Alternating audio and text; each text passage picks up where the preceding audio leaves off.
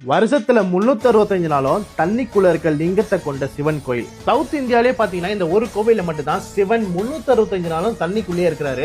மகாபாரத காலத்துல பாண்டவர்களால வழிபடப்பட்ட இந்த பழமையான கோயிலை நீங்க 1983க்கு முன்னாடி போயிருந்தீங்கன்னா பார்த்திருக்க முடியாது.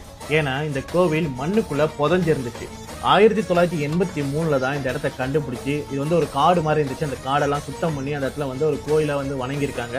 அதுக்கப்புறம் 2007 இந்த கோயிலை ரெனோவேட் பண்ணிருக்காங்க.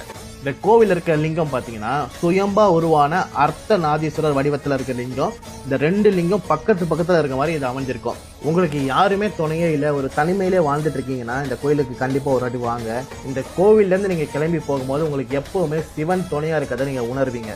இந்த கோயிலுக்கு போறவங்க ஒன்னே ஒண்ணு மட்டும் மனசு வச்சுக்கோங்க, இந்த கோயிலோட புனிதத்தை பாதுகாக்கணும். ஏன்னா இந்த கோவில்ல நீங்க நடந்து போற தண்ணி சிவன் இருக்கிற இடம், அதாவது அந்த தண்ணிக்குள்ளதான் சிவன் இருக்கிற அந்த தண்ணி வந்து ரொம்ப ரொம்ப புனிதமான தண்ணி.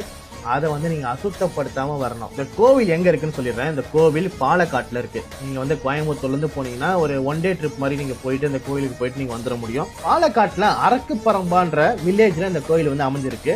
நீங்க நான் ஸ்கிரீன்ல கொடுக்குற மாதிரி நீங்க வந்து கூகுள் மேப்ல டைப் பண்ணாலே இந்த கோயிலோட எக்ஸாக்ட் லொகேஷன் வந்துடும். இந்த வீடியோவை நீங்க இந்த அளவு பாத்திருக்கீங்கன்னா நீங்க வந்து ஒரு தீவிரமான சிவபக்தரா தான் இருப்பீங்க. ஸோ அதனால கண்டிப்பா இந்த கோயிலுக்கு ஒரு வாட்டி போயிட்டு வாங்க.